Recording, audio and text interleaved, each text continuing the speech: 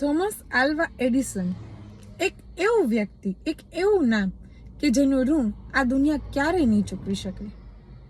Michael faraday ઇલેક્ટ્રિસિટીની શોધ કરી. ત્યારબાદ એડિસને વીજળીનો ગોળો બનાવવા માટેના પ્રયાસો હાથ ધર્યા. રાત દિવસ જોયા વગર ઘણા પ્રયત્ન કર્યા, છતાં પણ એને નિષ્ફળતા મળી. છતાં પણ એને પ્રયત્નો ચાલુ રાખ્યા અને પ્રયત્નની સંખ્યા છેલ્લે 1000 સુધી થઈ. 1000 વખત એને નિષ્ફળતા મળી. એટલે પત્રકાર એમને મળવા આવ્યા અને એને એડિસનને કહ્યું કે તમને નથી લાગતું કે હવે તમારે આ વિચાર છોડી દેવો જોઈએ? એટલે એડિસને એને સામે સવાલ પૂછ્યો કે તમને એવું કેમ લાગે છે કે આ મારે છોડી દેવું જોઈએ? તમે મને સમજાવશો?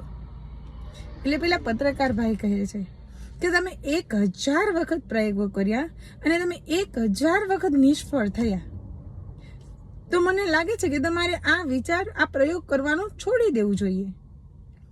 એટલે એડિસને કહ્યું કે એ તો તમારી દ્રષ્ટિથી તમે જુઓ છો એટલે તમને લાગે છે કે મને 1000 વખત નિષ્ફળતા મળી છે, પણ મને તો ખરેખર એ વાતનો આનંદ છે કે હું આટલી શોધોના પરિણામે 1000 વખત નિષ્ફળ થયો. એટલે મને ખબર પડી કે આ 1000 પ્રયોગો દ્વારા વીજળીનો ગોળો નથી બનાવી શકાતો. હું તો મારા પ્રયત્ન ચાલુ જ રાખવાનો છું, પણ આના પછી જો મને નિષ્ફળતા જ મળશે, સફળતા નહીં મળે, તો મારા પછી પણ જે વીજળીનો ગોળો બનાવવા માટે પ્રયત્નો હાથ ધરશે ને, એના માટે હું એક પ્રયોગો મૂકીને જઈશ કે આ 1000 વખત, આ 1000 પ્રયોગો એવા છે કે જેના દ્વારા વીજળીનો ગોળો નથી બની શકતો. પેલા પત્રકાર આ અવાજ આ સાંભળી અને પેલા પત્રકાર ભાઈ છે ને ઊભા થઈને જતા રહ્યા.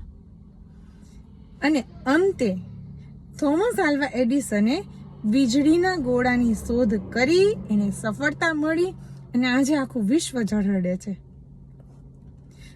હરિવંશ રાય બચ્ચનની એક કવિતા છે કે લહેરો સે ડરકર નૌકા પાર નહીં હોતી, કોશિશ કરને વાલો કી હાર નહીં હોતી.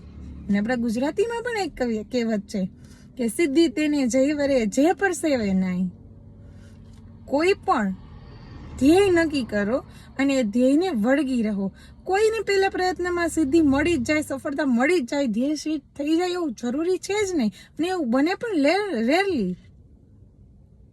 પણ જો તમે તમારા લક્ષ્યને વળગી રહો અને સતત પ્રયત્ન કરતા રહો તો એક દિવસ તમને ચોક્કસ સફળતા મળે.